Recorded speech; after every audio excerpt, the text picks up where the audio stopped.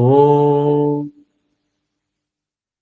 Bhurbhuvah Swaha Tatsaviturvarenyam Bhargo Devasya Dhimahi Dhiyo Yona Prachodaya. Om Shanti Shanti Shanti. Om Shri Sairam. Oferecemos nossas mais humildes reverências aos divinos pés de lótus de Bhagavan Shri Satya Sai Baba. Vamos continuar o ciclo de estudos de onde a gente parou, né? Na última semana a gente terminou o primeiro discurso, o primeiro capítulo. Então hoje a gente vai começar o segundo capítulo, o segundo discurso, chamado O Caminho Devocional. Então vou ler aqui alguns parágrafos e reler e a gente comenta.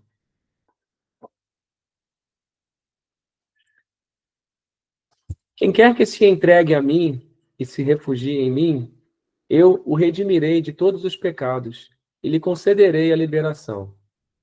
Aham tva sarvapapebhyo mokshayishyami masuchaha. Essa é a declaração do Senhor Krishna. Os aspirantes espirituais devem manter essas palavras em suas mentes e se esforçar para desenvolver devoção e entrega a Deus. O poder de Deus é infinito. O poder do homem é limitado e trivial. No espaço infinito do universo, há um número incontável de planetas girando. Esse universo físico é chamado de Bhutakasha. Uma vez que a Terra, o Sol, a Lua e as estrelas estão todos incluídos nesse universo, ele é chamado de macrocosmo, Brahmanda.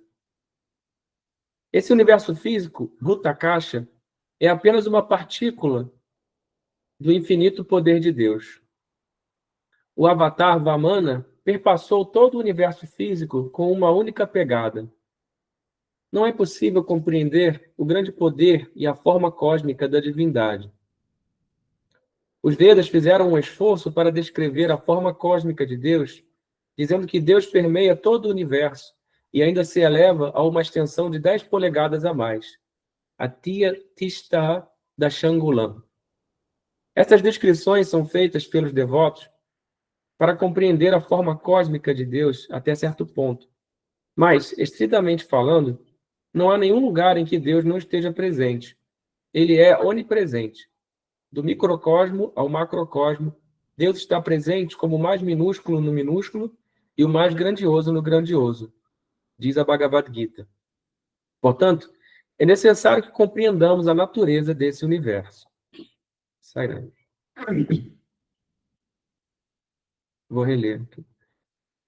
Lembrando que a minha pronúncia do sânscrito ela é precária, então não deve ser tomada como referência de pronúncia. Tá? Quem quer que se entregue a mim e se refugie em mim, eu o redimirei de todos os pecados e lhe concederei a liberação. Aham tva sarvapapebhyo mokshayishyami masuchaha. Essa é a declaração do Senhor Krishna. Os aspirantes espirituais devem manter essas palavras em suas mentes e se esforçar para desenvolver devoção e entrega a Deus. O poder de Deus é infinito. O poder do homem é limitado e trivial. No espaço infinito do universo, há um número incontável de planetas girando. Esse universo físico é chamado de Bhutakasha. Uma vez que a Terra, o Sol, a Lua e as estrelas estão todos incluídos nesse universo, ele é chamado de macrocosmo, Brahmanda. Esse universo físico, Bhutakasha, é apenas uma partícula do infinito poder de Deus. O avatar Vamana perpassou todo o universo físico com uma única pegada. Não é possível compreender o grande poder e a forma cósmica da divindade. Os Vedas fizeram um esforço para descrever a forma cósmica de Deus, dizendo que Deus permeia todo o universo e ainda se eleva a uma extensão de 10 polegadas a mais. Atiya Tishta Dashangulam. Essas descrições são feitas pelos devotos para compreender a forma cósmica de Deus até certo ponto. Mas, estritamente falando, Não há nenhum lugar em que Deus não esteja presente. Ele é onipresente. Do microcosmo ao macrocosmo, Deus está presente como o mais minúsculo no minúsculo e o mais grandioso no grandioso, diz a Bhagavad Gita. Portanto, é necessário que compreendamos a natureza desse universo. Sairam.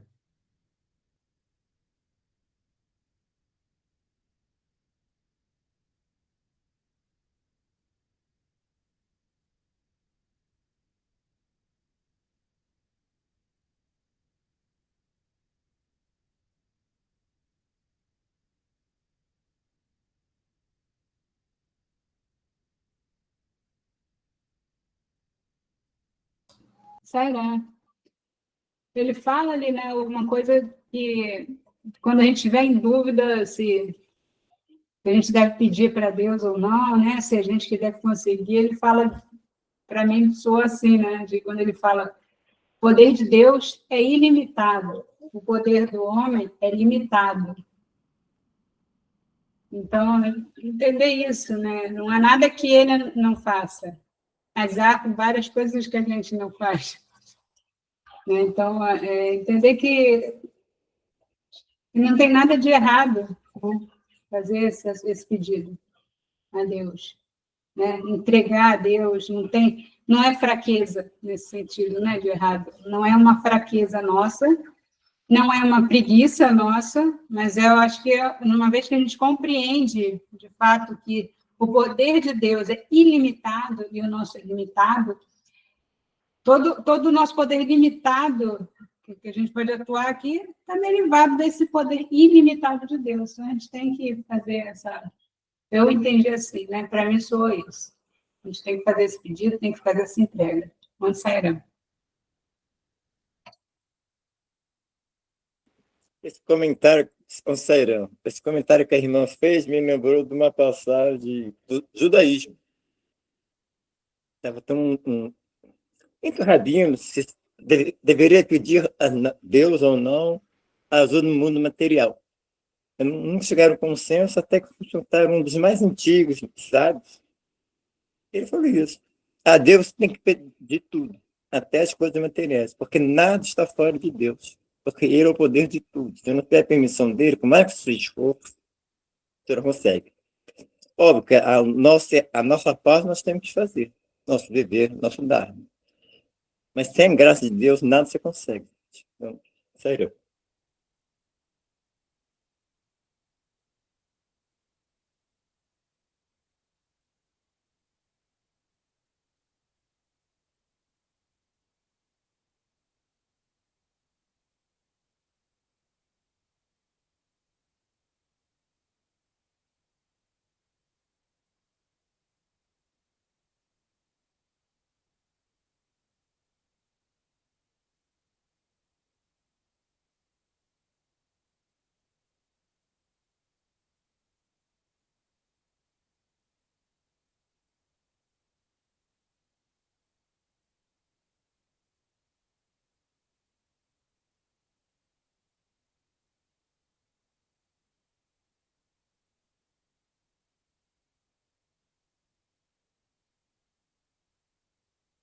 Sairão.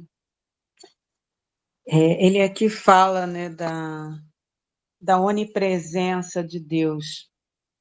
Isso é uma questão que antes, eu ficava pensando, né, como é que pode se dar a onipresença de Deus?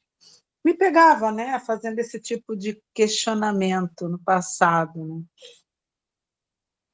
E a resposta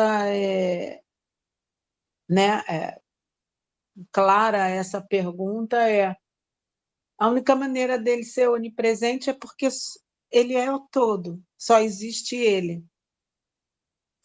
É a única maneira de ser onipresente, né? Até a minha mente, fazendo um raciocínio em cima disso, chegou a essa conclusão, que senão como poder-se-ia dar a onipresença de Deus se a única existência não fosse ele, se não houvesse nada fora dele, nada que não seja ele mesmo, né?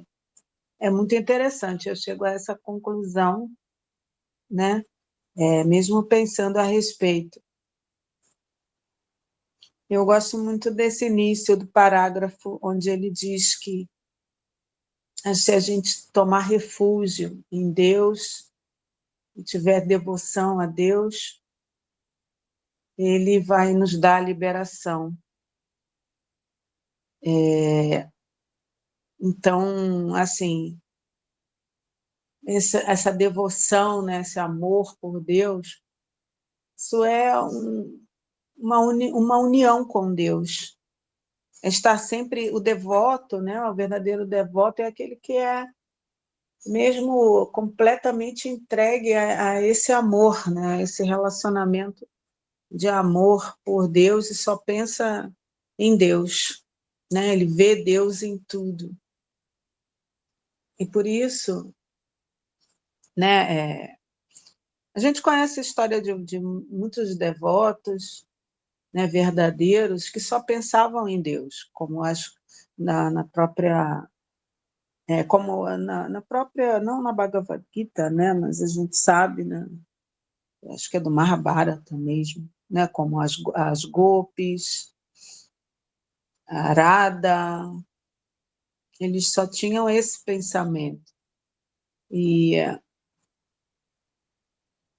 essa é a forma mais fácil de alcançar a liberação, né, de obter a liberação. É através da devoção, do amor por Deus. Sairam. Sairam, boa tarde a todos. Ontem eu estava ouvindo um astrólogo falando sobre esse eclipse lunar que está acontecendo exatamente nesse momento que a gente está aqui estudando, só que visível mais lá na Ásia, na Índia principalmente, China, né? Enfim. E aí o astrólogo fala da importância desse momento, né? Da gente buscar a nossa verdade. E ele falou uma coisa tão interessante que ele falou: você escolhe se você vai ficar no seu cotidiano, presa ao seu cotidiano, né? Ou se você vai em busca dessa tua verdade. E a nossa verdade é realizar Deus. Por isso a gente está nessa luta há tanto tempo. Mas o cotidiano nos atrai também, né? É um desafio. E Swami fala aí nesse discurso, está no Gita, né? Que o devoto dedicado a Deus, ele terá plena proteção. E ainda assim a gente se prende ao cotidiano. E muitas vezes a gente dá desculpa. Poxa, não fiz o sadhana, porque, né, sou dona de casa, tive que fazer isso, tive que fazer aquilo. Aí quem tem criança dá desculpa da criança. Quem vai cuidar do idoso dá desculpa do idoso. É o cotidiano, né? E, na verdade, a gente não vai em busca dessa realização. Obviamente que Deus está em todo esse cotidiano também. A gente sabe, se a gente fizer todo esse serviço, pensando em Deus, oferecendo a Deus, mas a gente se dedica muito ao cotidiano, né? Então, achei muito interessante, sabe? Me despertou. Às vezes, uma palavra assim de uma pessoa, um astrólogo, né? Que não é nem um mestre, e te desperta, né? E, enfim, eu gostaria de me dedicar menos ao cotidiano e de me dedicar mais a Deus, estudando mais, fazendo mais respiração, né? Pranayama, enfim, para poder acelerar um pouco esse processo, né? Porque realmente ele é que vai, ele é que vai nos iluminar. Sairam.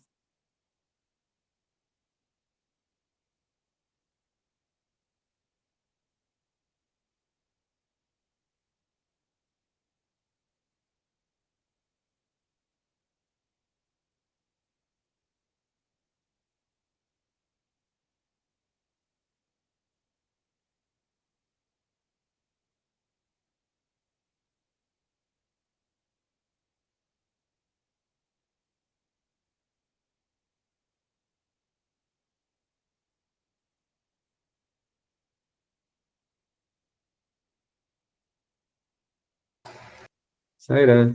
Eu lembrei de algumas histórias aí a partir desse texto e da fala de vocês.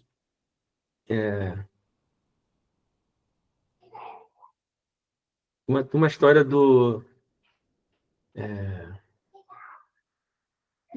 começar com a história do próprio Sai Baba, né? Que ele uma vez estava andando de carro e aí tinha um devoto lá com ele. E aí o Sai Baba disse para o devoto que ele podia escolher uma forma de Deus que ele quisesse ver, que o Sai Baba ia mostrar para ele, ia dar o darshan daquela forma de Deus, seja qual fosse que ele escolhesse. E aí o devoto disse, eu não preciso de nenhuma outra forma, Swami, só a sua forma é suficiente para mim. E Sai Baba disse, não, mas você não vai perder essa oportunidade, não vai? Escolhe aí uma forma, qual forma que você quer ver. E a gente sabe que o Sai Baba, né, tem muitos casos em que ele deu a pessoas darshan de Krishna, o darshan de Rama, né, o darshan de Ganesha.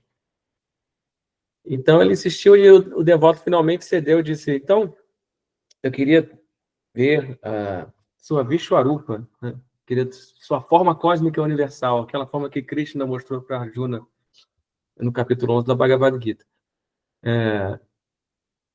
E aí, Sai Baba disse, pois não. Aí ele apontou para o lado de fora da janela, né? Mostrou a paisagem e as pessoas e as montanhas e tudo mais. E disse, isso é a minha Vishwarupa, isso é a minha forma cósmica universal. Então, a forma de Deus está aí, né? É o universo inteiro. Né? A forma cósmica de Deus.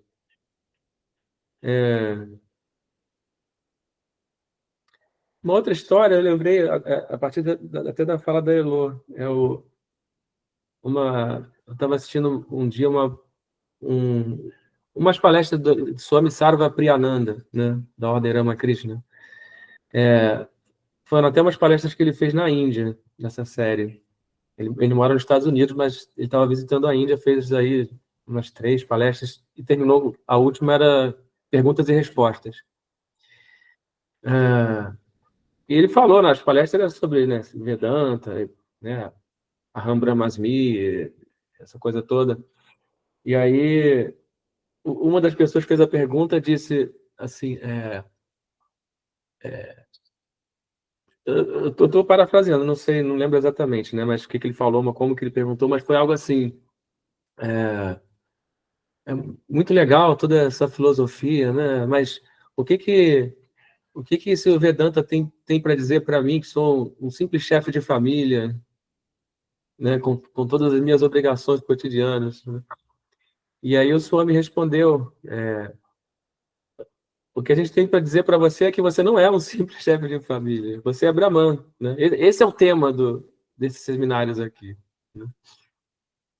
Então, apesar do tema do seminário ser esse, né, a nossa identidade, né, como Brahman, a pessoa que fez a pergunta, né, insistiu em se colocar sob a perspectiva, né, dele individual, de chefe de família, né?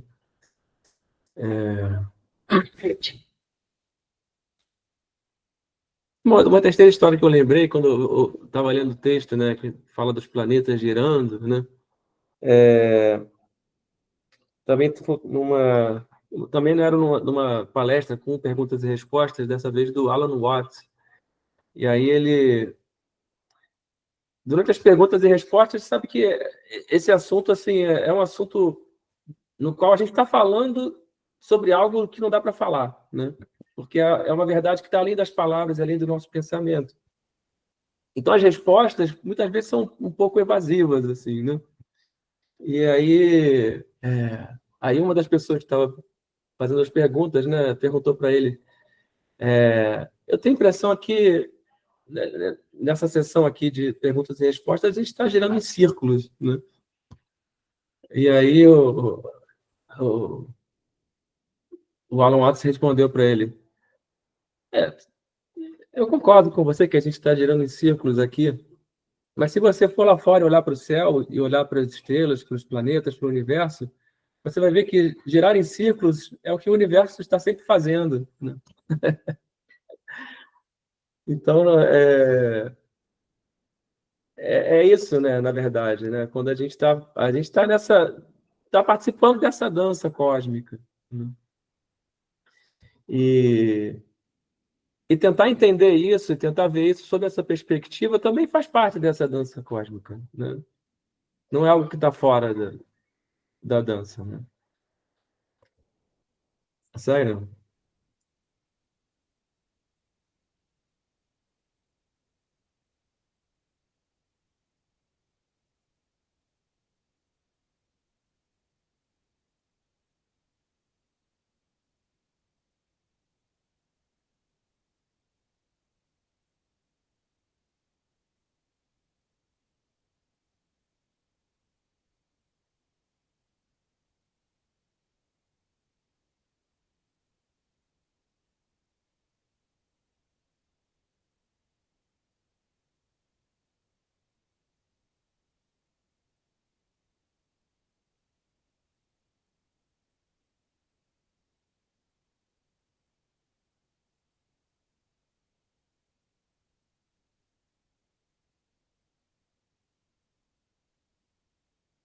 Sério? Acho que eu vou continuar a leitura, então.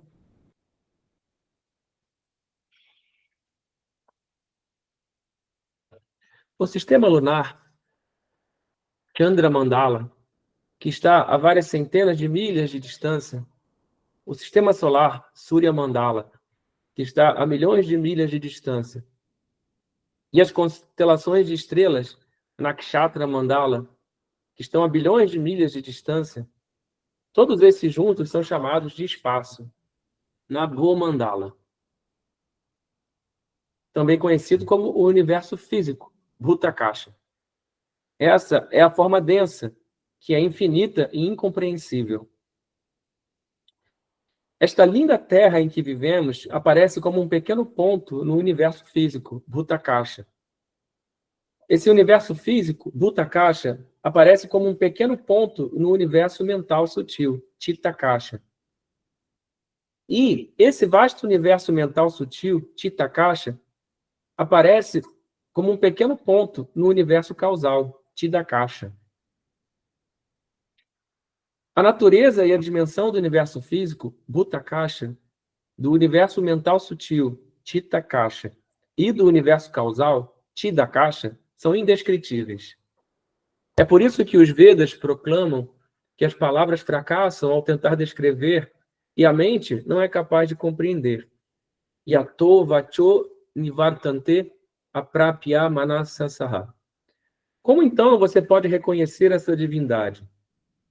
O universo físico, Bhutakasha, é denso, stula.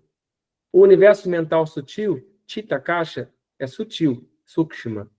E o universo causal, Chidakasha, é causal, karana. A divindade está além de todos esses três. Você deve ser capaz de reconhecer essa divindade. Eu vou reler?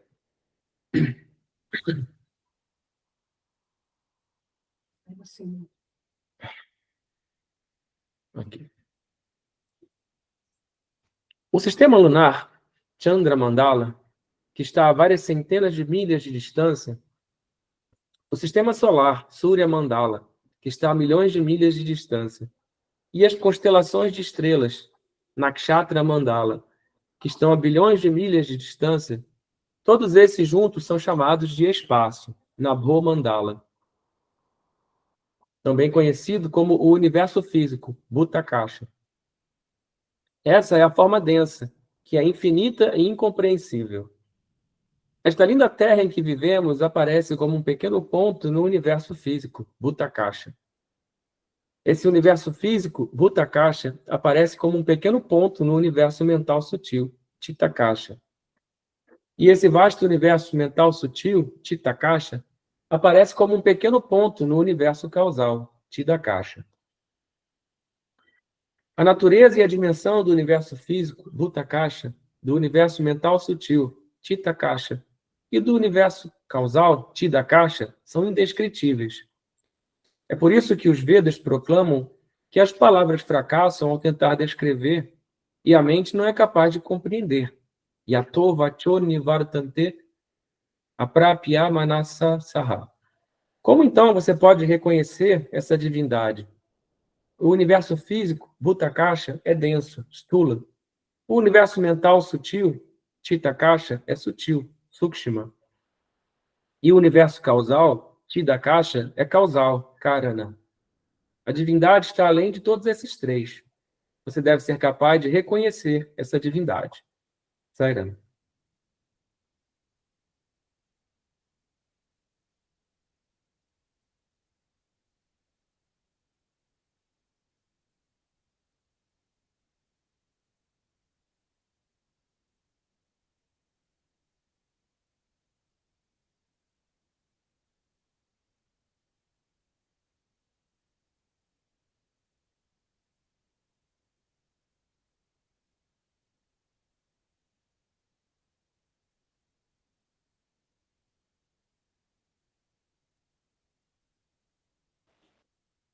Sairão.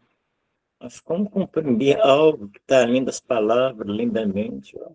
Por meio da devoção, para ter algum vislumbre de compreensão. Sairão. Está além do meu raciocínio.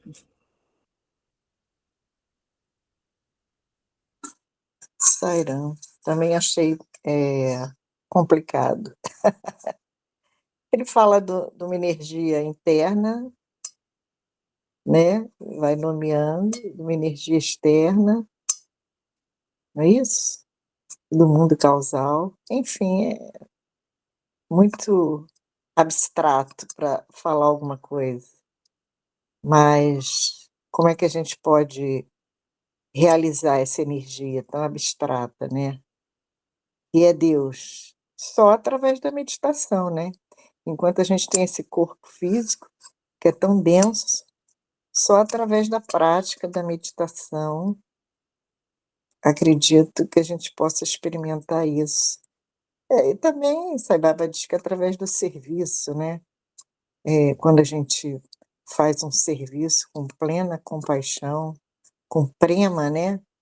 Amor primordial, a gente experimenta isso. Mas é muito sutil, né? Para definir é muito sutil, mas a gente sabe que só tem um caminho. É o caminho do estudo, da prática espiritual e do serviço. O serviço seria um exercício do estudo, né? Seria um teste. É isso, Sairão.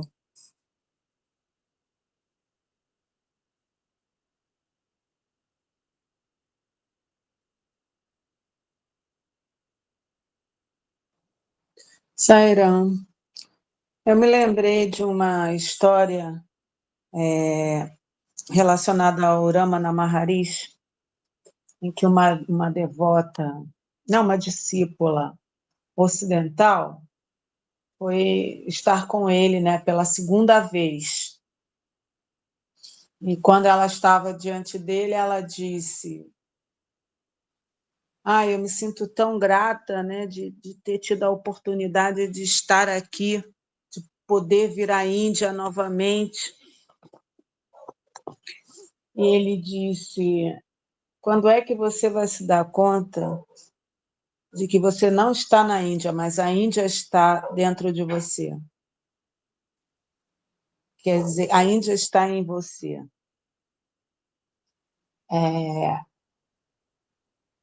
Assim, é muito interessante quando a gente para e pensa, né, que a gente acha que a gente está em algum lugar, mas na realidade tudo está dentro da gente, tudo que a gente vê, tudo que a gente ouve, todas as experiências, a natureza, o universo vasto, né?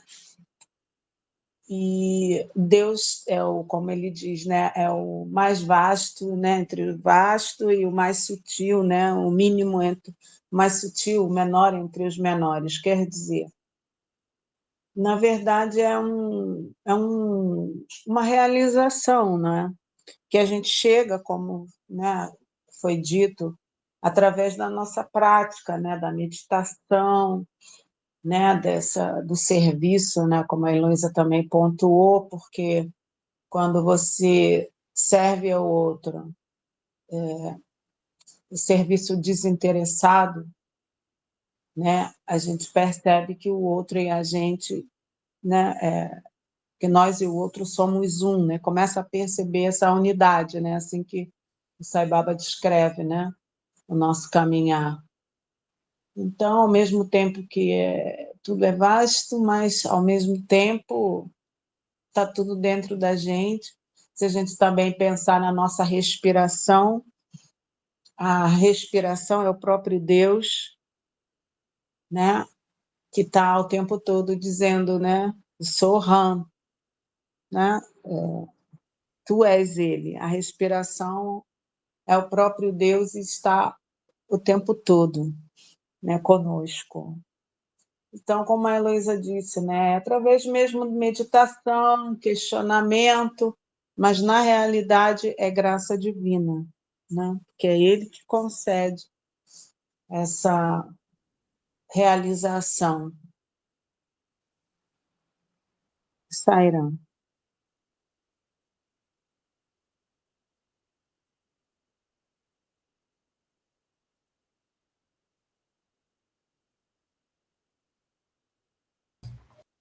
Sairam. Essa parte que ele fala das palavras e não consegue, fracassam ao tentar descrever e a mente não é capaz de compreender, eu me lembrei da história da centopeia, que é questionada lá como que ela consegue, né, andar, sem coordenar os 100 pés, né? Como é que ela faz? E aí, quando ela foi pensar naquilo, ela nunca mais andou. Ela não conseguia mais se decidir qual era a primeira patinha que ia para frente, né? E aí me lembrei isso pensando assim, se eu não estou agindo como essa centopeia, né? Quer dizer, se eu não estou, não. Provavelmente eu estou, né? Estou colocando no lugar dessa centopeia, que fica parada, tentando entender qual é a patinha que eu vou mover primeiro, se é essa, se eu mover a outra, talvez eu vá cair, e fazendo várias ponderações e não caminhando, né? Não fazendo, não andando, não progredindo, como queira, né, usar de palavra, para a meta, né, que já foi falado, né, que é a realização. Né? Então, a gente, às vezes, se perde nessa questão das palavras e dos raciocínios, e acaba que a gente fica ali parado, né? Assim como nas religiões, talvez, analogamente, a gente se perca e fique parado nos dogmas, ao invés de ir para a meta. Né? A gente fica querendo engessar a coisa. E quando a gente engessa, a gente perde o movimento. E essa energia do engessar, né? É uma energia que existe no universo, mas também existe a energia da expansão. Né? Então, é o que Sai Baba fala, do rio e a margem. Né? O rio fluindo forte e as margens contendo. Essa margem não é para cair em cima do rio e soterrar o rio, impedir ele de correr. Né? E a gente pensar nisso, né? Será que a gente não está olhando tanto para a margem que está criando uma represa? Né? Está valorizando tanto aquilo ali que está criando essa represa? E também me veio essa imagem, né, que ele foi falando do universo físico, é meio pequenininho, a Terra pequenininha dentro desse universo físico que fica pequenininho dentro do mental, que é pequenininho dentro do causal.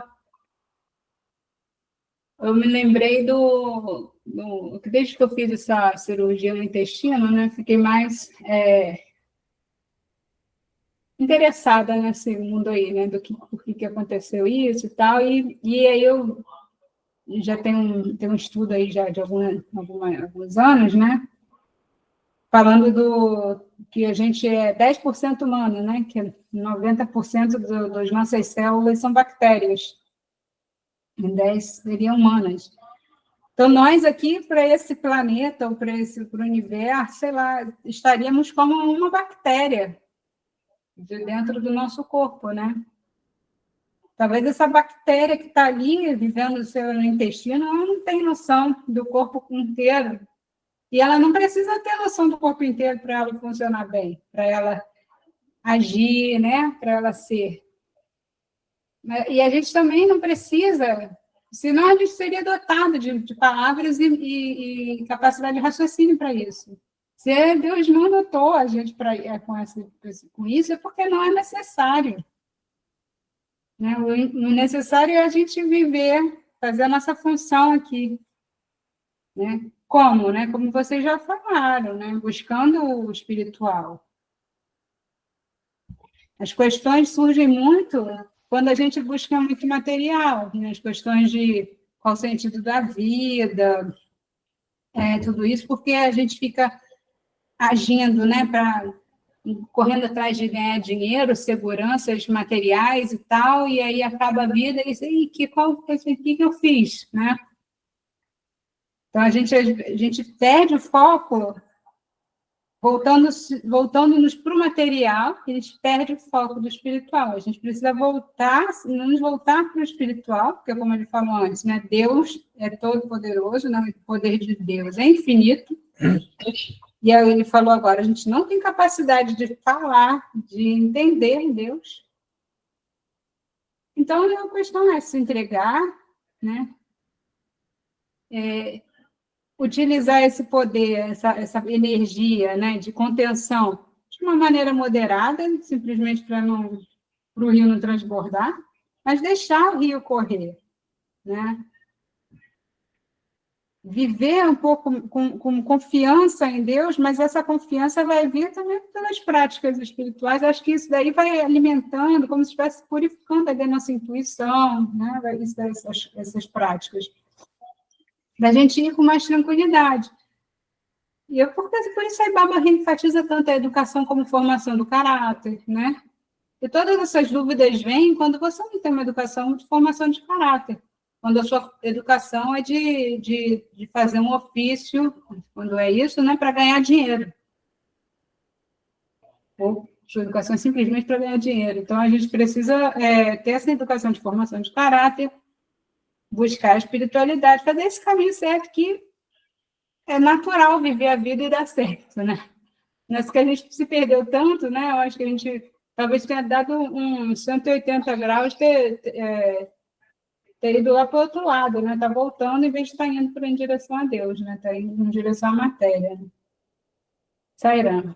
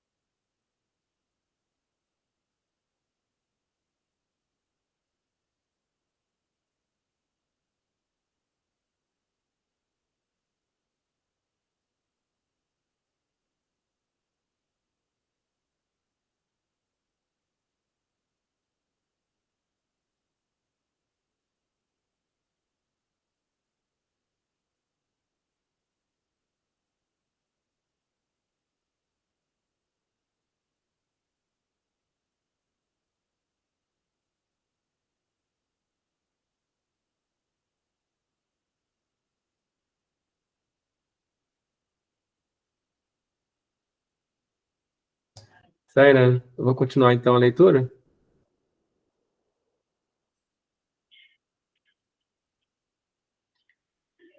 É impossível para o homem comum reconhecer essa divindade. Os seres humanos, com seu conhecimento limitado, não podem reconhecer Deus, que é o Senhor dos três mundos, das três qualidades, gunas, e dos três aspectos do tempo. No entanto, a Bhagavad Gita ensinou um método fácil para esse propósito. O Senhor Krishna disse na Bhagavad Gita, Mat karma krit mat paramo mat bhaktaha. Qual é o significado de mat karma krit? Isso significa, execute todas as ações como pertencendo a mim. Quaisquer que sejam as ações que você execute nesse universo físico, Bhuta Kasha, todas elas pertencem a mim. Neste mundo, não existem ações, karmas, além das minhas. Portanto, em primeiro lugar, a Bhagavad Gita ensina: quaisquer ações que você executar, execute-as como pertencendo a mim. Eu vou parar aqui. Isabel falou três requisitos, né? Esse é o primeiro. Acho que a gente pode ir um por um. Vou reler, então, essa parte até aqui.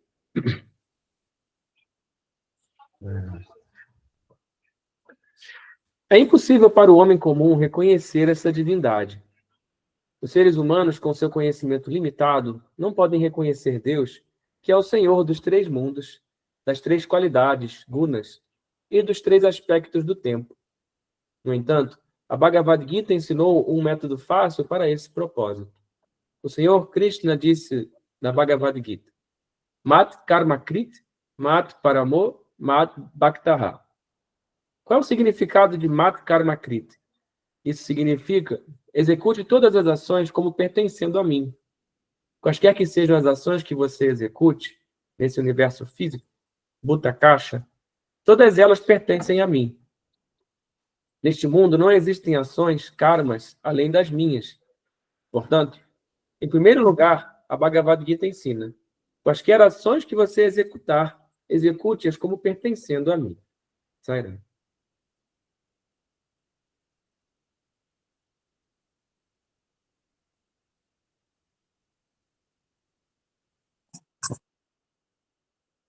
Sairam.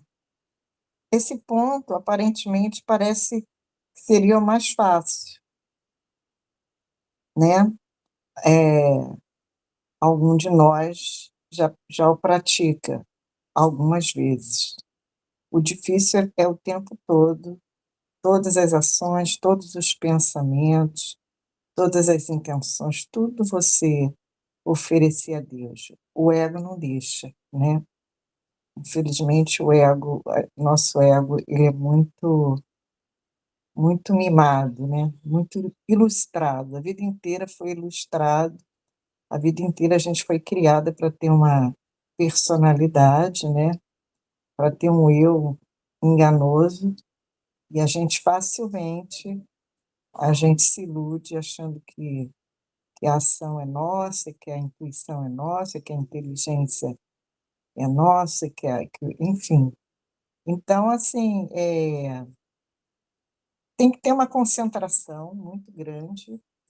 Esse aspecto que foi lido do Bhagavad Gita é um aspecto muito considerado por os Hare Krishnas, né?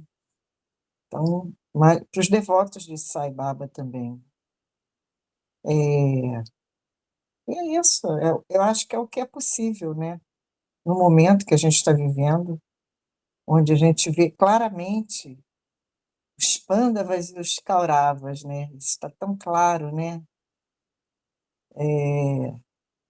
Então, a gente saber que essa vida é uma ilusão, é um teatro, né?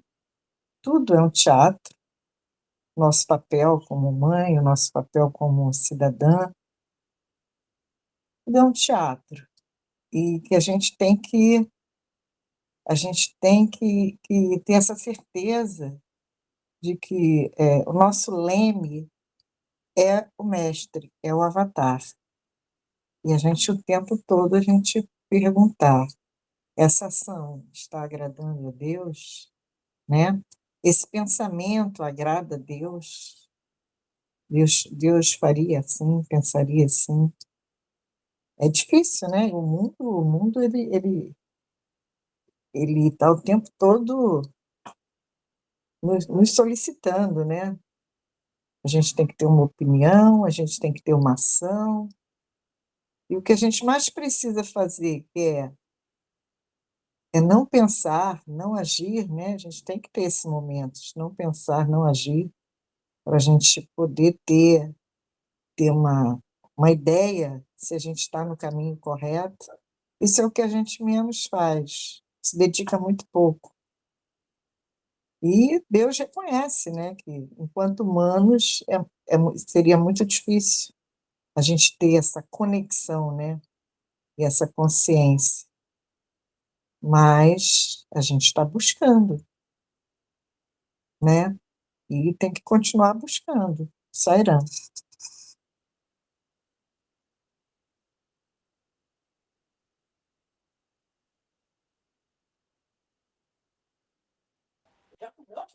Ah, então na cerimônia.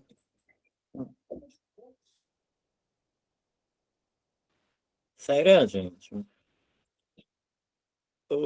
A questão do. Eu entendi que atrás de toda ação é Deus. Não entendi no sentido de oferecer a ação para Deus, mas quem faz é Deus.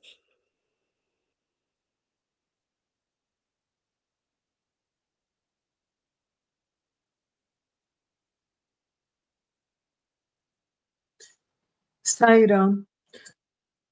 O Sai Baba sempre fala que a gente não deve fazer diferença, né, entre ele e nós, entre as ações, né? Essa ação é minha e aquela outra ação, a outra ação é para ele, né?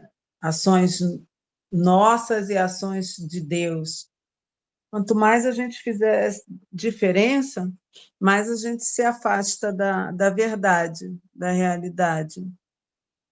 Então, ele, né, como Krishna, né, oferecer todos os karmas a ele, né, oferecer todas as ações, é o processo para que a gente, é uma entrega, né, e é um processo para que a gente se dê conta dessa realidade que ele fala, que todas as ações são dele, né, que ele é o único ator e o único desfrutador, né? Essa imagem de Deus numa sala de espelhos, né? Todos somos reflexos de um mesmo, é o que a gente, né? É o que a gente precisa viver, né? Realizar, né? Mas é graça divina. A gente tem que só tentar fazer, né? Mas acontece naturalmente, né? Porque é graça divina de a gente realmente conseguir vivenciar essa verdade. Mas passa por isso, né? Entregar todas as ações a Deus. Sairão.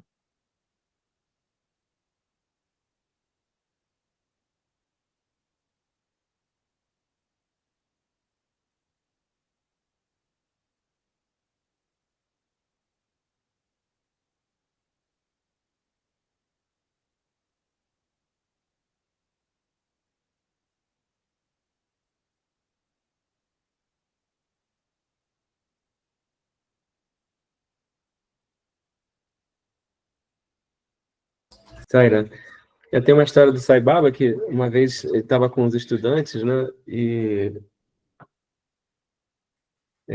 um dos estudantes disse para perguntou para o Sai Baba assim,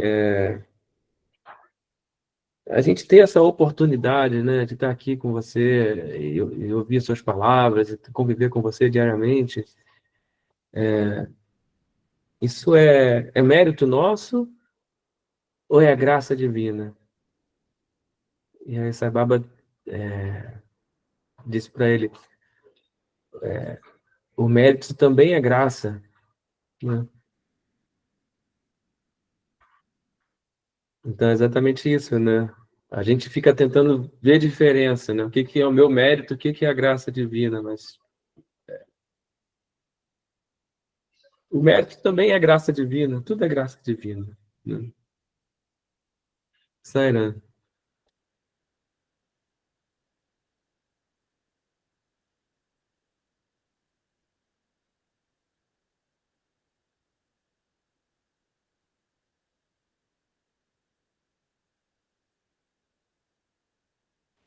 Desculpa, mas eu estou com uma dúvida. Se ele é o Senhor de todas as ações, eu tenho ciência, quem age é o Senhor, como eu vou oferecer as ações para ele se eu sei que ele que está fazendo? Eu só posso oferecer aquilo que eu faço.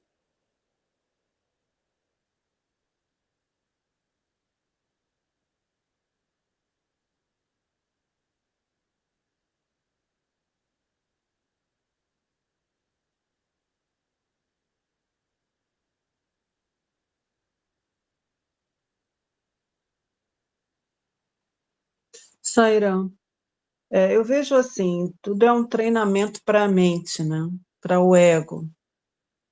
O entregar é uma maneira de você diminuir o ego, né? E reconhecer que há, né, um ser além de você, né? Quer dizer, você é parte desse ser, né?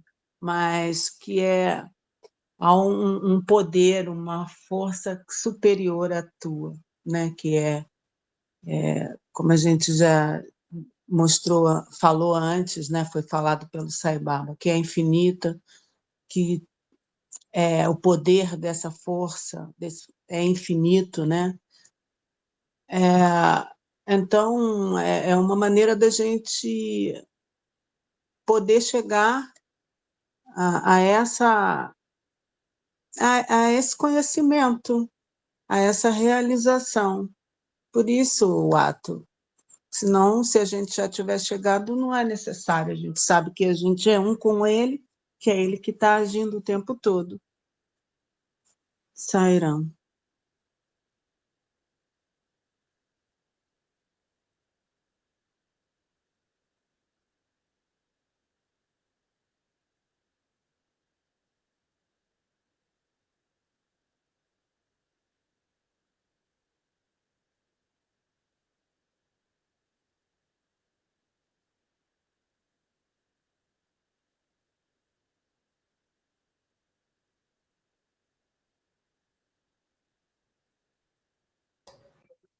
Saira, acho que eu vou continuar então a leitura.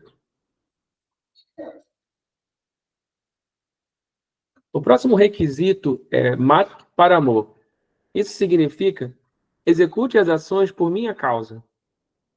Você não está executando as ações por você mesmo. Você diz, eu estou fazendo, eu estou fazendo, eu estou fazendo. Quem é esse eu? Sou somente eu que resido em você como o resplandecente Atma na forma mais ínfima. É do nível do Atma que essa palavra eu emana. Portanto, a palavra eu não pertence ao corpo, ela pertence ao Atma. Ela é a reação, o reflexo e a ressonância do Atma.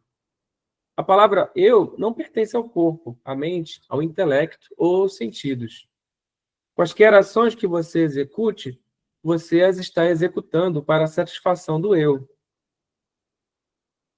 Não realizando isso, as pessoas se identificam com o corpo e se iludem com os sentimentos de eu e meu, e se perdem na lama da ilusão. Portanto, o que quer que você faça, você o está fazendo para minha satisfação, em meu nome e como meu agente. Mantenha essa verdade em sua mente. Vou reler. O próximo requisito é mate para amor.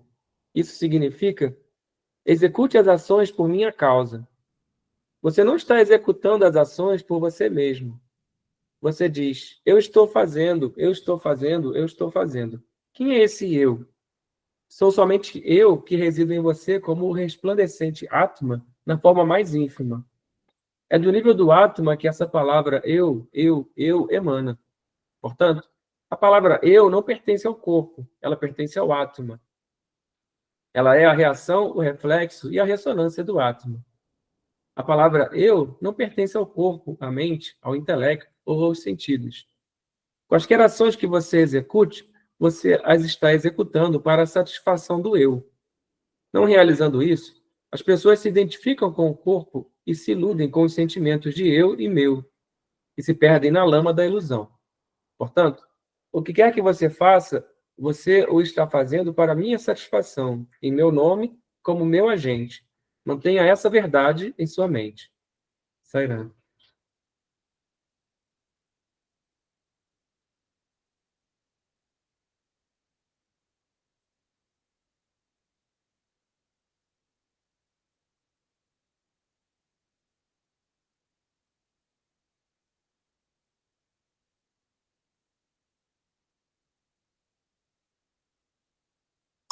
Sairam.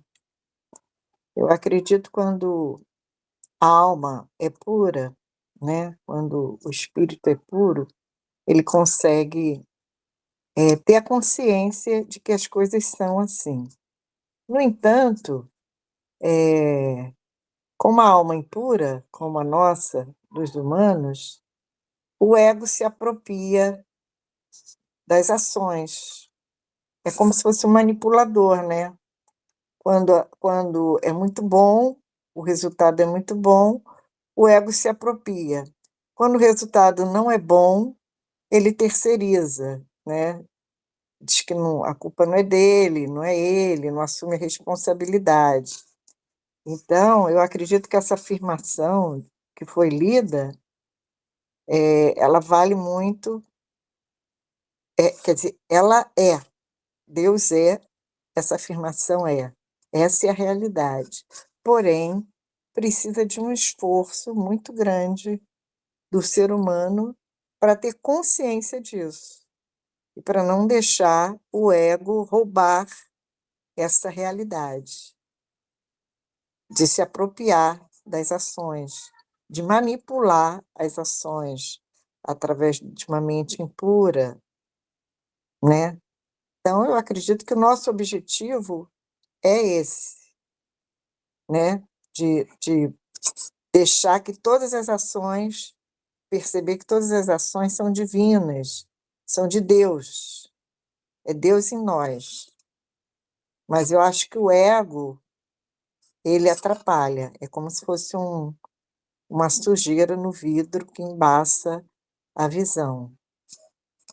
E quanto mais a gente evolui, mais a gente não deixa, não cai nessa maia, nessa ilusão, e vai tendo uma visão mais transparente da realidade, da verdadeira realidade, que nós não somos nada disso, né?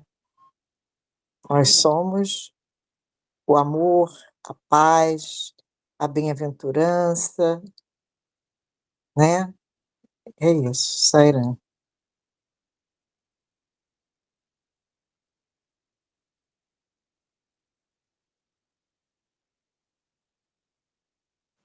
Sairão. Aqui chama atenção a última frase, em que ele diz: mantenha essa verdade em sua mente. Essa verdade, né, que ele está convidando a gente para manter na nossa mente, é isso que ele explicou anteriormente, que o eu, na realidade, é o Atman. Se a gente lembrar disso, né, que é uma coisa assim sutil, mas procurar manter isso em mente, que toda vez que a gente diz eu, na realidade, é o Atman, que é um grande engano da nossa parte achar que existe algo separado desse Atman. Eu acho que o ensinamento começa a trabalhar na gente para que a gente se dê conta, né, na verdade. Achei interessante essa. Me chamou a atenção quando ele falou essa última frase: mantenha essa verdade em sua mente. Porque toda também a nossa questão é a questão do esquecimento, né, de quem nós somos. Lembrar que toda vez que é eu, na realidade é o Atman, e não o ego. Que todas as ações são para a satisfação dele, de Deus, né? É interessante como ele está atuando para a sua satisfação através de todos, né? De toda a criação, e que é tudo o seu jogo. Começar a ficar mais atentos também ajuda nesse processo. Sairão.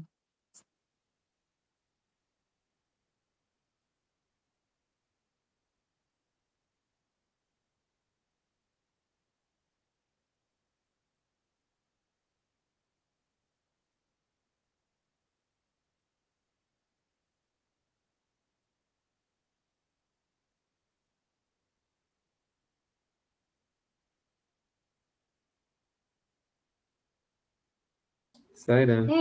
Peraí, filho. Toda a nossa.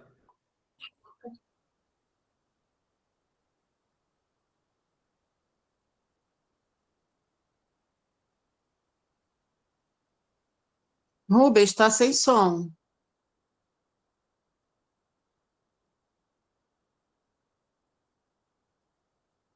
Sério. Eu fechei o som aqui que as crianças começaram a falar aqui.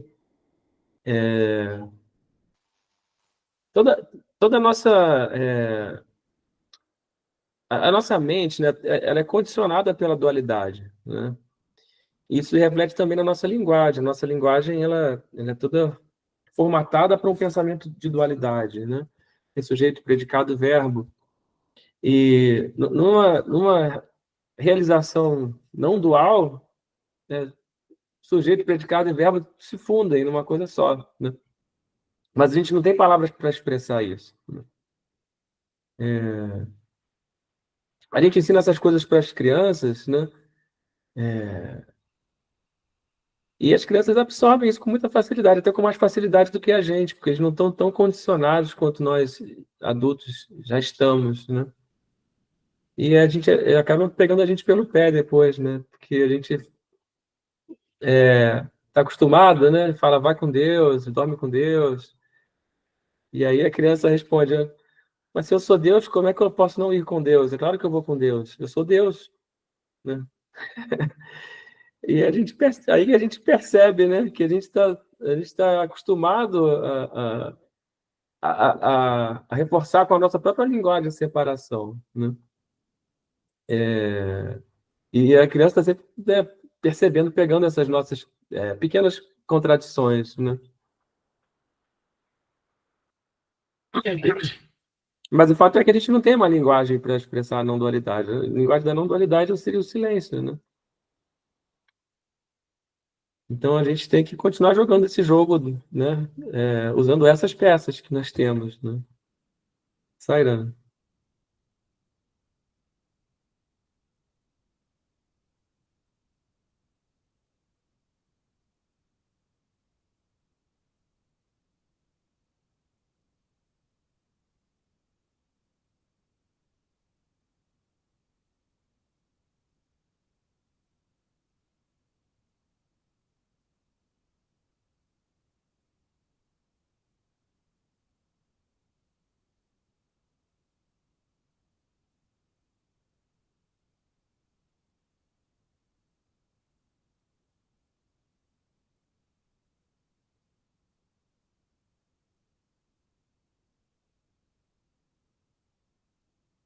Sairã. Eu vou ler o próximo parágrafo para a gente concluir esse assunto. Ele tinha mencionado 3 requisitos, né? E agora ele vai falar o terceiro. Rubens, Pois não? só fazer um comentário que eu estava pensando desse trecho. Claro, fica à vontade. Desculpa, esse conceito de não dual é algo inconcebível para minha mente. Tá bom? Acho uma coisa que eu posso me aproximar um pouco mais próximo desse ensinamento nesse parágrafo é oferecer as suas ações a Deus. Mas que eu posso concebo que toda a minha ação a Deus atrás das minhas ações, porque se não tivesse a graça, nada acontece. Mas que esse conceito real, que eu e isso, inseparável, único, e acho muito é inconcebível para minha mente. Então, o que eu posso conceber na minha limitação, tá? Essa verdade é oferecer tudo para mim, para o meu deleite, para o deleite do Senhor, tá? Sairá.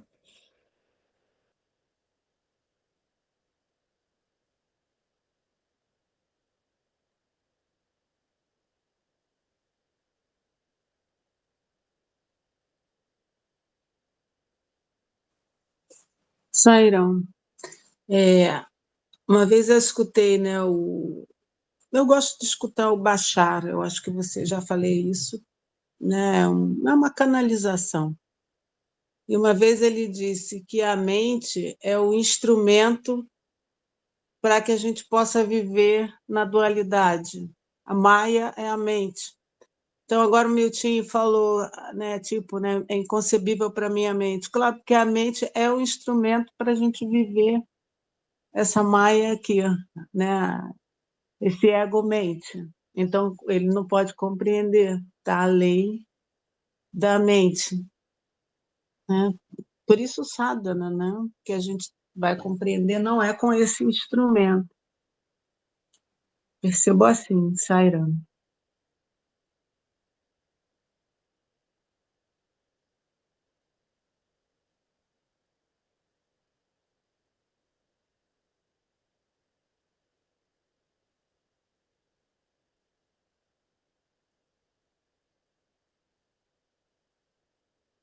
Saira. Acho que eu vou continuar então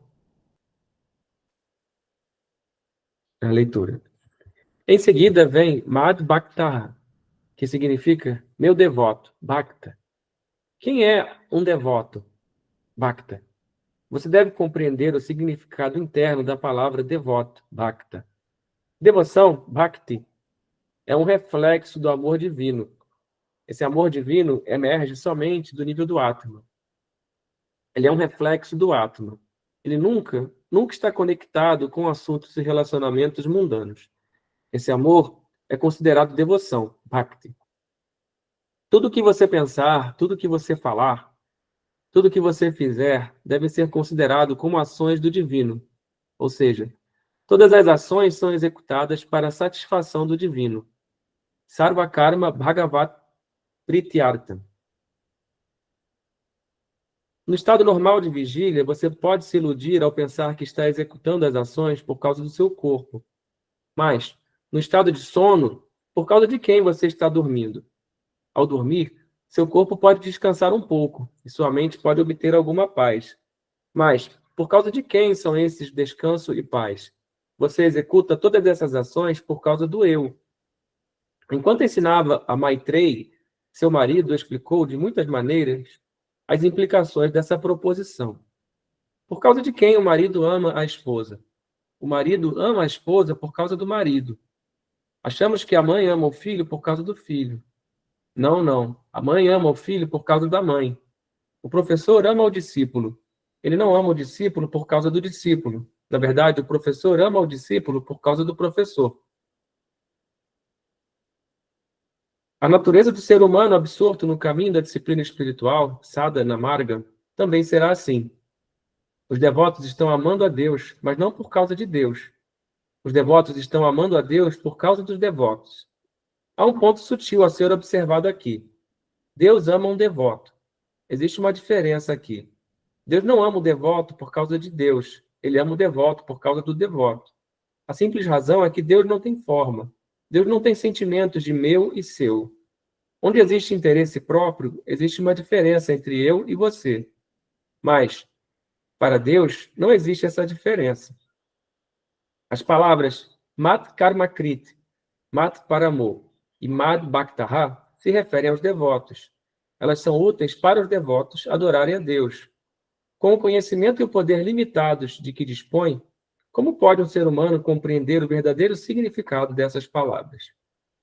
Vou reler.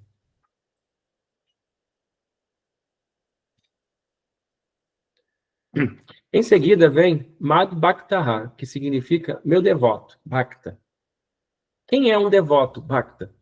Você deve compreender o significado interno da palavra devoto, Bhakta. Devoção, Bhakti, é um reflexo do amor divino. Esse amor divino emerge somente do nível do Atma. Ele é um reflexo do Atma. Ele nunca está conectado com assuntos e relacionamentos mundanos. Esse amor é considerado devoção, Bhakti. Tudo que você pensar, tudo que você falar, tudo que você fizer, devem ser considerados como ações do divino. Ou seja, todas as ações são executadas para a satisfação do divino. Sarva Karma Bhagavat Prityartham. No estado normal de vigília, você pode se iludir ao pensar que está executando as ações por causa do seu corpo. Mas, no estado de sono, por causa de quem você está dormindo? Ao dormir, seu corpo pode descansar um pouco e sua mente pode obter alguma paz. Mas, por causa de quem são esses descanso e paz? Você executa todas essas ações por causa do eu. Enquanto ensinava a Maitreyi, seu marido explicou de muitas maneiras as implicações dessa proposição. Por causa de quem o marido ama a esposa? O marido ama a esposa por causa do marido. Achamos que a mãe ama o filho por causa do filho. Não, não. A mãe ama o filho por causa da mãe. O professor ama o discípulo. Ele não ama o discípulo por causa do discípulo. Na verdade, o professor ama o discípulo por causa do professor. A natureza do ser humano absorto no caminho da disciplina espiritual, sadhana marga, também será assim. Os devotos estão amando a Deus, mas não por causa de Deus. Os devotos estão amando a Deus por causa dos devotos. Há um ponto sutil a ser observado aqui. Deus ama um devoto. Existe uma diferença aqui. Deus não ama o devoto por causa de Deus. Ele ama o devoto por causa do devoto. A simples razão é que Deus não tem forma. Deus não tem sentimentos de meu e seu. Onde existe interesse próprio, existe uma diferença entre eu e você. Mas, para Deus, não existe essa diferença. As palavras Mat Karma Krit, Mat Paramo e Mad Bhaktaha se referem aos devotos. Elas são úteis para os devotos adorarem a Deus. Com o conhecimento e o poder limitados de que dispõe, como pode um ser humano compreender o verdadeiro significado dessas palavras? Sairam.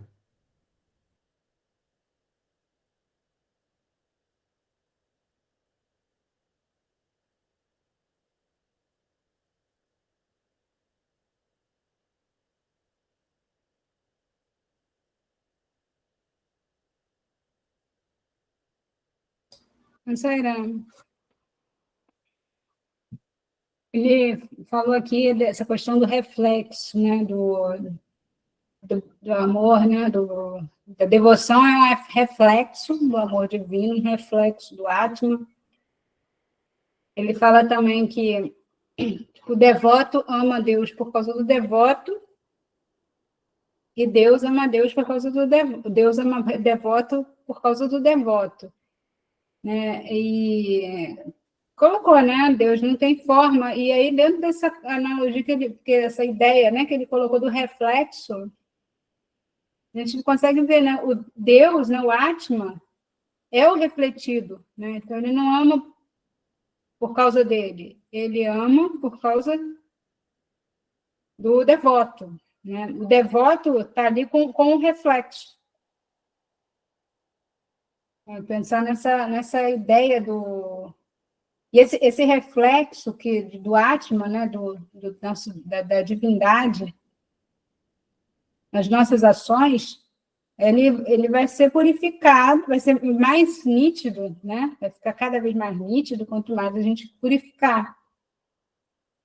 Então, eu achei interessante nos outros, que eu não pude acompanhar porque eu tive que dar uma atenção aqui para as crianças, mas a questão do eu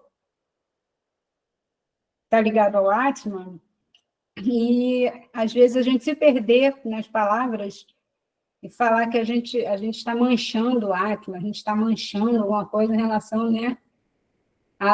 Tem até algumas religiões podem até achar que você está manchando a própria imagem de Deus, né? Com alguma atitude sua, né? Porque até Sai Baba, uma vez o ministro me contou uma passagem que o estudante falou que Sai Baba, alguma coisa como que ele estava preocupado dele não macular a imagem de Sai Baba no mundo, né? E que Sai Baba falou, você vai macular a minha imagem, você, né? Você não, né? Tipo, preste atenção, você não tem essa capacidade, né?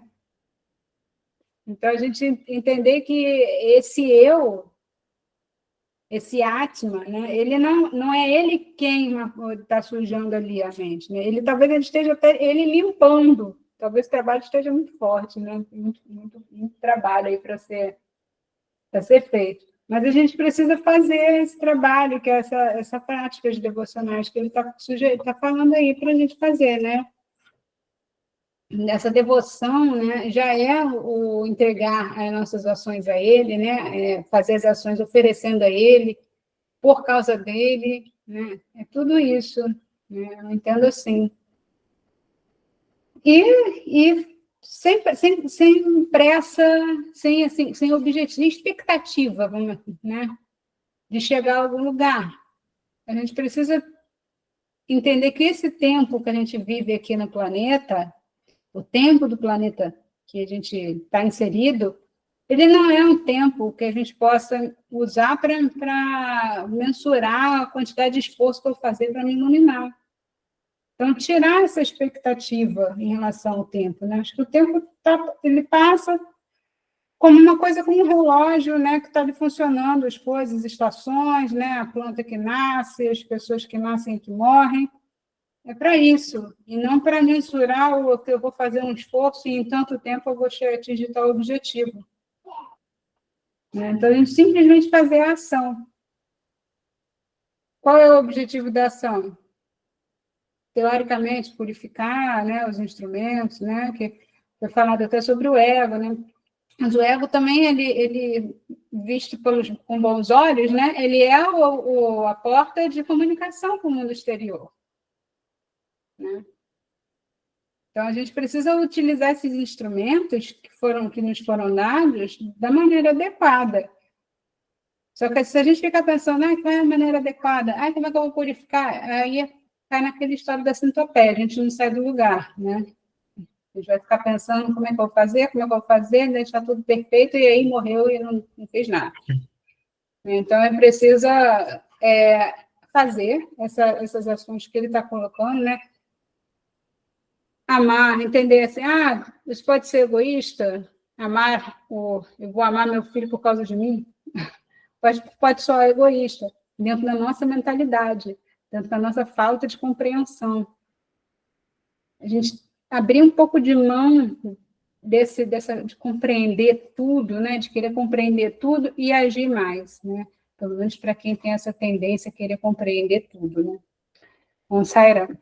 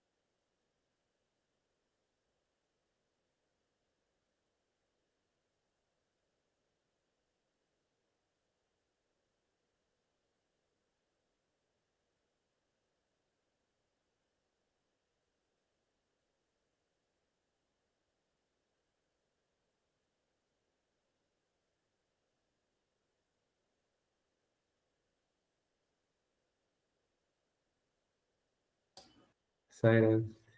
E aí ele próprio terminou o parágrafo dizendo, né, com o conhecimento e o poder limitados de que dispõe, como pode um ser humano compreender o verdadeiro significado dessas palavras? Né? Então, acho que com essa frase ele nos redimiu, né, da nossa dificuldade de compreender isso, né? Se alguém quiser comentar, está aberto aí. Saira, esse parágrafo é muito rico. Ele parece simples, mas na verdade é bem, porque são vários pontos, né? Mas o que me chamou a atenção, me parece que o amor de Deus é bem diferente do amor que nós temos a Deus, né? O amor de Deus, ele é real, né? Independe dos nossos talentos, das nossas qualidades, do nosso karma. Ele é um amor completamente puro, enquanto que o nosso amor por Deus já é um amor condicional, né? Achei bem interessante para a gente refletir isso. Eu quero refletir sobre isso. Aliás, todo o nosso amor é condicional, né? É difícil a gente ter um amor incondicional. Eu estava na Índia, no ashram de Shivananda, e o sucessor dele, Swami Krishnananda, ele fez um workshop, que é muito comum, né? E abriu para perguntas. E eu perguntei, por que será que toda vez que eu amo, eu sofro tanto? Eu estava me referindo ao término de uma paixão, eu tinha 28 anos. E ele simplesmente respondeu: se você sofre, você não ama. E eu pude refletir, estou refletindo até hoje sobre isso. O professor Hermógenes repetia bastante essa pergunta nas palestras dele. E, na verdade, é assim, né? O nosso amor pelo filho, a gente está sempre desejando que o filho atenda a nossa expectativa, né? De ser um bom filho, de estudar, de se alimentar. E todo o nosso amor é assim, sempre esperando o atendimento de uma expectativa. E ao ponto de chegar a uma doença crônica, que é aquela pessoa extremamente controladora, né? Que ela quer ser autora de tudo, né?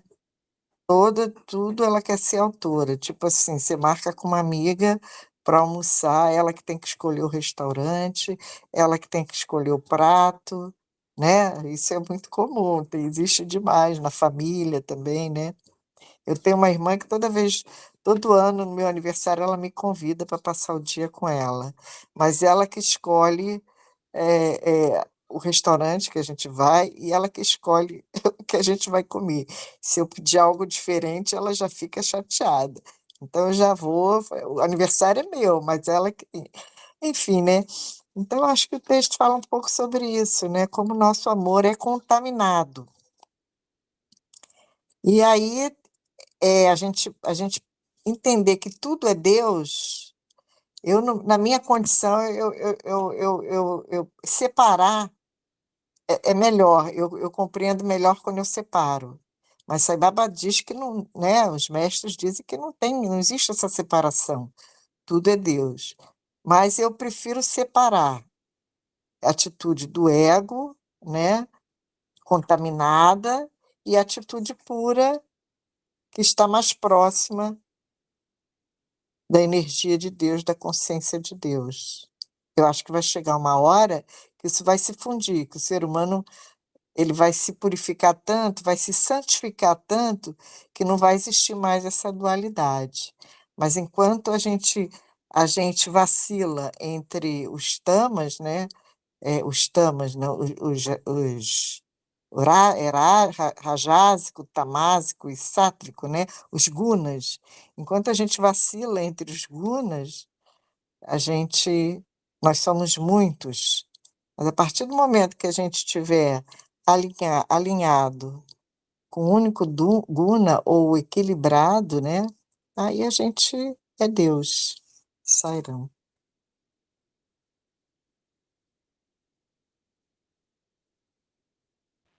Não sairão, esse último texto lembrou a frase que o amor tem suas razões que a própria razão desconhece. Talvez esse conceito do ser uno não é pelo intelecto, não é pela mente, é pelo caminho do coração, a devoção, a entrega. Não existe outro caminho. Só esse caminho, acredito, que possa dar a resposta, à paz. Será, gente?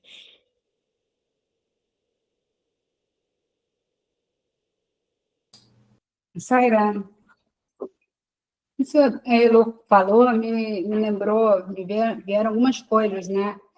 Uma que eu vi uma frase, um pensamento, né? Uma reflexão falando que nós somos a nossa companhia, a gente está sempre com a gente mesmo. Então, sermos aquela companhia que nós gostaríamos de ter, porque nós que somos, né? Então, a partir disso daí, essa frase dele falou, né? A mãe ama o filho por causa da mãe, né? Eu amo meu filho por causa de mim. Eu amo meu esposo por causa de mim. Eu amo Deus por causa de mim, né? Eu amo o local onde eu vivo por causa de mim. Isso fortalece um caráter mais amoroso, que é o que a gente quer, né, ter. A gente não quer ter, pelo menos eu, né, eu prefiro isso do que ter os comportamentos, né, explosivos, né, que eu tenho. Muitas vezes eu não gostaria de ter. Mas por quê? Porque eu estou alimentando justamente o que a Elô falou, né, o condicional, mesmo inconscientemente. Né? Então, assim, você aquilo ser merecedor de eu estar zangada, merecedor de eu estar feliz, merecedor de eu... E não é para aquilo, é para mim. Né? Eu estar feliz é para mim, eu estar zangada é para mim também. Eu quero estar zangada para mim. Né? Então, a gente entender que essa questão do amor, né? Também me veio isso, o que fala, né? O amor é aquilo, é uma coisa que você, quanto mais você dá, mais você tem. Então, você dá o seu amor ao que quer que seja, não quer dizer que você está tirando do seu e está dando ali, você só está aumentando. O amor é seu. Se a pessoa não quis o seu amor, o amor continua com você, porque o amor é seu, você não deu nada para ela. Você está emanando amor na direção dela também. Né? Isso daí ela não pode tirar de você o seu amor. Né?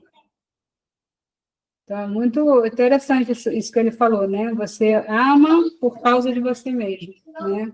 Você ama um reflexo, o seu amor é um reflexo do próprio Atman, né? Sairá.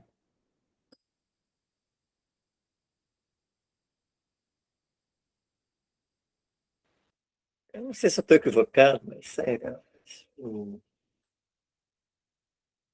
outro me ama ou não me ama, eu não tenho nenhum controle se o outro vai me amar ou não vai me amar. Se ele me ama desde amar, na verdade, é dele.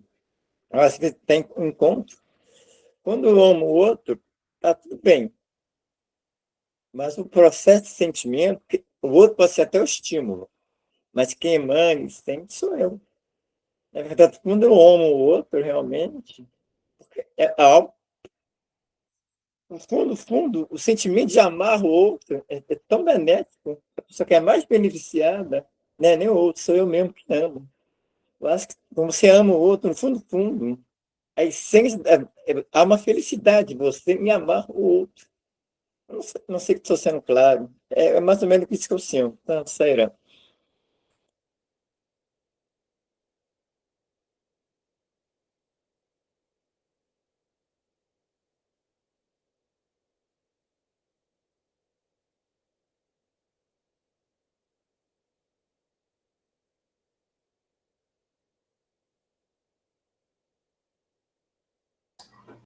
Sairá, acho que vamos terminar o ciclo de estudos por hoje. Vamos fazer um Shanti Mantra e terminar. Om